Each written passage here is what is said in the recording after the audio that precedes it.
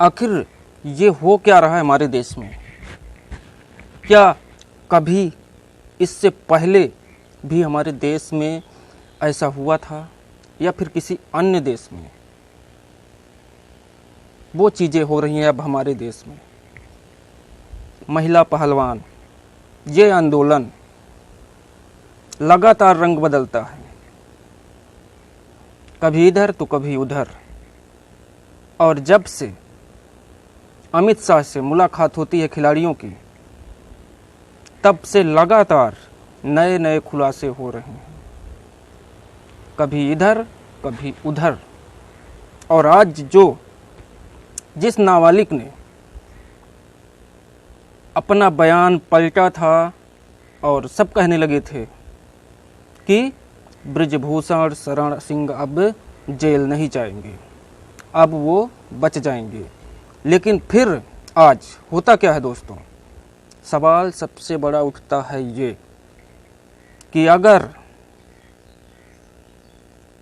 कोई महिला पहलवान या कोई भी हो अपने अधिकार और न्याय के लिए 40 दिनों तक लगातार धरने पर बैठे रही, तब तक वो हिली नहीं, लगातार आरोप लगाते रहे।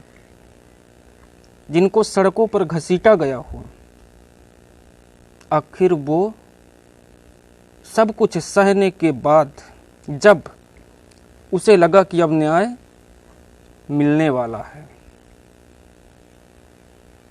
तब अचानक उसका बयान अमित शाह से मिलने के बाद क्यों पलट जाता है? सवाल तो उठता है दोस्तों कि जो महिला पहलवान इतने दिनों से अपने न्याय के लिए लड़ती रही, संघर्ष करती रही, और जब न्याय की बारी आई तो वो सारे अंजाम खुद ले लेती है कि हमने झूठा आरोप लगाया था, ऐसा कुछ नहीं हुआ था। आखिर क्या मजबूरियां रही होंगी उसकी कि अचानक बयान बदल जाता है दोस्तों, उसे दोबारा बयान दर्ज करवाना पड़ता है।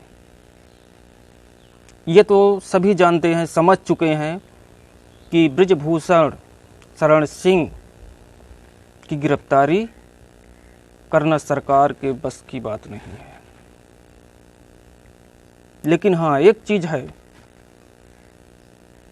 कि नुकसान उसका, अगर बृजभूषण शरण सिंह को बचाया जा रहा है तो जितनी सीटें, जितने वोटों का बृजभूषण फायदा नहीं दिला पाएंगे भारतीय जनता पार्टी को, उतना नुकसान पूरे देश भर में होगा। लेकिन आज दोबारा बयान देने के बाद उस लड़की के पिता पहले तक लगातार ये कहते रहे कि न्याय मिलना अब इस दुनिया में, भारत देश में मुमकिन नहीं है। आरोप पर आरोप लगाते रहे।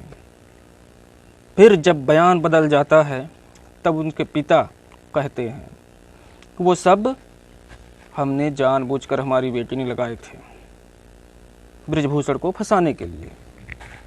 लेकिन आज जो उन्होंने बोला, अगर वही सच है तो फिर देश के लिए इससे काला दिन कुछ नहीं हो सकता। कोई पिता फिर अपनी बेटी को खेल के मैदान में जाने नहीं देगा। फिर वहां से देश एक नई दिशा में चला जाएगा, जो धीरे धीरे जा भी रहा है। आज उसने कहा, उस नाबालिग के पिता ने, कि हमारा भी परिवार है, हमारा भी परिवार है, अगर मुझे कुछ हो जाता है तो हमारा परिवार बर्बाद हो जाएगा। तो दोस्तों, इन शब्दों के क्या मायने हैं, क्या मायने आप निकाल सकते हैं और समझ सकते हैं कि आखिर क्यों ऐसा कहना पड़ा? सवाल तो उठता है दोस्तों। सवाल तो ये भी उठता है कि बृजभूषण का जो रुतबा है, उसकी जो फितरत है, उसके जो सिस्टम हैं, तो जो बृजभूषण शरण सिंह से पूरी सरकार डर गई, उसे गिरफ्तार करने की हिम्मत नहीं रह गई, तो फिर वो नाबालिग और उसके घर परिवार कितने पानी में हैं, उनकी क्या औकात है। तो आप ये तो समझ सकते हैं कि कहीं न कहीं कुछ न कुछ ये गड़बड़ घोटाला है। अमित शाह से मिलने के बाद खिलाड़ियों का रुख बदलना, आंदोलन खत्म करना सवालों के घेरे में है दोस्तों। कि जो खिलाड़ी 40-45 दिन से लगातार धरने पे बैठे गए, सड़कों पर घसीटा गया, बात और मुद्दा सिर्फ मांग एक थी। मांगे तो और थी, लेकिन जो प्रमुख मांग थी वो एक थी कि बृजभूषण शरण सिंह को गिरफ्तार किया जाए। लेकिन नहीं, शायद अमित शाह ने ये कह दिया होगा कि न्याय तो मिलेगा आपको, लेकिन बृजभूषण की गिरफ्तारी नहीं होगी। तो सोच सकते हैं आप कि जिसको गिरफ्तार करने के लिए सरकार के पास हिम्मत ना हो, प्रधानमंत्री के पास हिम्मत ना हो, गृह मंत्री के पास हिम्मत ना हो,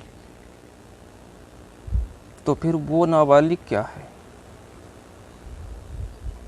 बयान बदल जाता है, और अगर ऐसे में बयान बदल जाता है तो फिर देश के लिए ये अच्छा नहीं है। देश के लिए आने वाले दिन अच्छे नहीं होने वाले हैं। दोस्तों सोचिए कि आखिर स्थितियां क्या हैं इस समय हमारे देश की। और फिर से एक नया मोड़ आज भी आया है, दूसरा, और वो बृजभूषण के लिए कहीं न कहीं हानिकारक है। क्योंकि आज एक रेफरी ने, एक कोच ने खिलाड़ियों के द्वारा जो लगाए गए आरोप थे उनकी पुष्टि की है। दिल्ली पुलिस ने आज उसका बयान दर्ज किया, और बयान में उन्होंने ये समर्थन किया कि जो भी केस और आरोप लगे हैं वो सच्चे हैं। तो फिर क्या, जो महिला पहलवानों के आंदोलन में ढिलाई आई, उनके बयान बदले गए, आंदोलन खत्म हुआ, तो वो सिर्फ किस लिए?